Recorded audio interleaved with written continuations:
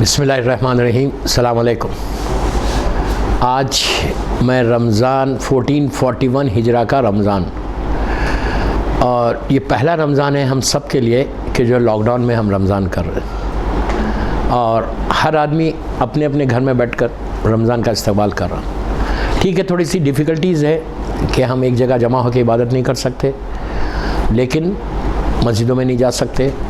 Fine, ایک جگہ جمع ہو کے ہم عبادت اجتماعی طور پہ نہیں کر سکتے، لیکن اپنے اپنے گھروں میں اپنی فیملی کے ساتھ عبادت کر سکتے ہیں، اپنی وائف اپنے بچوں کے ساتھ عبادت کر سکتے ہیں. اور رمضان یہ سوچ کے سٹارٹ کرو کہ رمضان تمہاری ڈیسٹینی کو بدلنے والا مہینہ ہے. یہ وہ مہینہ ہے کہ جس میں اللہ ہمارا ہوسٹ ہو جاتا. اللہ ہمارا ہوسٹ ہے، تو اگر اللہ کسی کا ہوسٹ ہو جائے تو کتنی بڑی بات ہے، جس میں جو رمضان کے بارے میں ہے کہ سونا عبادت، بیٹھنا عبادت، بات کرنا عبادت، لیکن کون سی بات؟ گوسپ نہیں، وہ بات کہ جو اللہ کے ریلیٹڈ ہے یا معصومین سے. جیسا اللہ کا رسول بول رہا ہے کہ جب بھی بیٹھو ذکر علی کرو. ذکر علی کرنا عبادت. ہر چیز 24 آورز جو ہے آپ اللہ کے مہمان ہیں. تو یہ رمضان کے لیے میرا سب سے ایک ہی ریکویسٹ ہے کہ بہت اچھا ایک بلیسنگ ہے ہمارے لیے کہ ہم گھر میں بیٹھ کے زیادہ سے زیادہ عبادت. رمضان کھانے پینے کا مہینہ نہیں ہے کہ ہم بیٹھ کے کھانا کھائیں، آپ کھائیں، لیکن صرف خود کو کھانا نہیں ہے. یہ فکر ہونا چاہیے کہ لاک ڈاؤن میں رمضان چل رہا. ہمارے اگر افطار میں 10 چیزیں ہیں تو 2 چیزیں یتیموں تک بھی بھیجنا آپ کے اوپر فرض ہے. ہر آدمی ہر روز، پلیز میری غور سے سنیں، ہر آدمی ہر روز اپنے افطار میں سے جو بھی آپ کے پاس افطار ہے، جو بھی آپ کے پاس کھانا ہے، اس میں سے ایک میل کسی یتیم کو دو تو روزے قبول ہوں گے. یہ لاک ڈاؤن میں دیکھیے، جب عام طور پہ رمضان تھا تو وہاں پہ مسجدوں میں، امام بارگاہوں میں ہر طرف سے جو ہے نیاز ملتی تھی اور ہم کھاتے تھے. لیکن یہ رمضان کتنے ایسے غریب ہوں گے کہ جن کے پاس صبح چولہا سلگ رہا تو شام میں چولہا نہیں سلگ رہا. اگر سحری کے لیے کھانا ہے تو پھر ان کے لیے افطار کے لیے کھانا نہیں. تو اب ہماری ذمہ داری یہ نہیں ہے کہ اگر میں نے پورا سٹاک کیا ہے اپنا.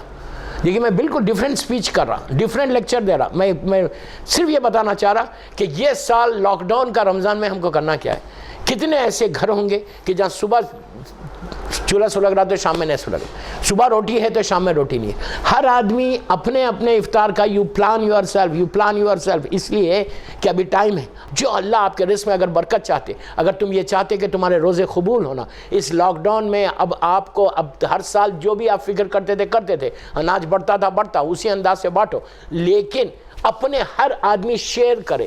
میں ایک روٹی کی بات کر رہا، ایک یتیم بچے کی بات کر رہا، ایک بیوہ کی بات کر رہا، ایک مسکین کی بات کر رہا، کہ ایک آدمی کا کھانا ایوری ڈے اپنے رزق میں سے، اپنے افطار میں سے کسی غریب کو دینا. تم کو فکر ہونا کہ اتنا پتہ ہے کہ میرے غریب میں جس گھر میں روزہ کھول رہا ہوں، میرا گھر ہے، میرے پڑوس میں اس کے پاس افطار کے لیے کھانا ہے، یا وہ میرے پڑوس میں کسی کے پاس روٹی ہے. ہم کو فکر نہیں ہے. چلو اب تک نہیں کر رہے تو باہر مسجدوں میں مل رہا تھا، لیکن اب اس لاک ڈاؤن میں لازم ہے. دیکھیے دوستو، صرف صبح سے شام تک فاسٹنگ کا نام رمضان نہیں ہے، فکر کا نام بھی رمضان ہے، تمہاری سوچ کا نام بھی رمضان ہے. ایک رمضان صرف صبح سے شام تک کی فاسٹنگ کا نام رمضان نہیں. ایک لمحے میں تمہارے کو رمضان میں یہ سوچنا ہے کہ میں اللہ کے بندے کے لیے کیا کروں.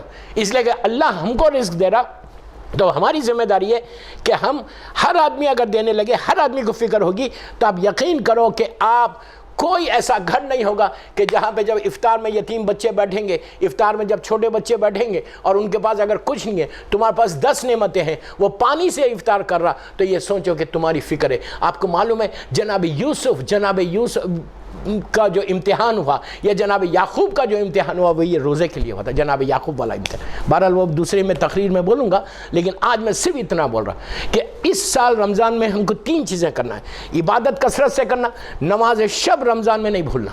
آپ رمضان میں جاگتے، تھوڑی سی عبادت میں چینج لاؤ، تھوڑی سی عبادت میں، ہر لڑکا لڑکی عورت مرد سب عبادت میں تھوڑا سا چینج.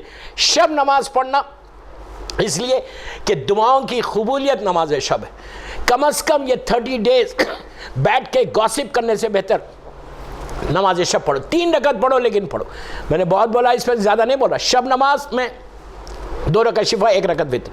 ہر آدمی، اس لیے کہ رمضان میں مرحومین کے لیے بہترین تحفہ نماز شب ہے. نماز شب پڑھو، اور روزانہ اس رمضان میں، اس لیے کہ رمضان میں ایک رات ایک ایسی آنے والی ہے جو سب سے بڑی رات ہے.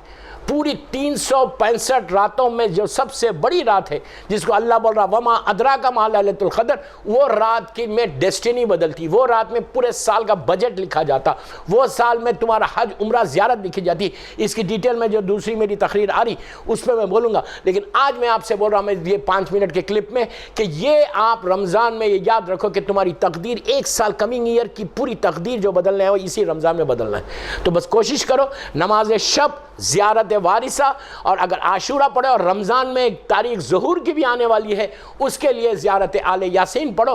23 رمضان ایک روایت سے ظہور امام ہے، تو کوشش کرو کہ اس میں یہ کرو، 3 کام کرو اور یتیموں تک کھانا پہنچاؤ، غریبوں کا خیال رکھنا. اس طرح نہیں کرنا جیسے ہر سال کرتے، ہر سال الگ تھا آج اب کی الگ ہے. ہر آدمی غریب ہو امیر ہو ایک روٹی کسی غریب کو اپنے افطار میں سے دو کہ تمہارا رزق قبول ہو جائے اور تمہارے روزے قبول ہو جائیں انشاءاللہ. بس میری یہی دعا ہے آپ سے.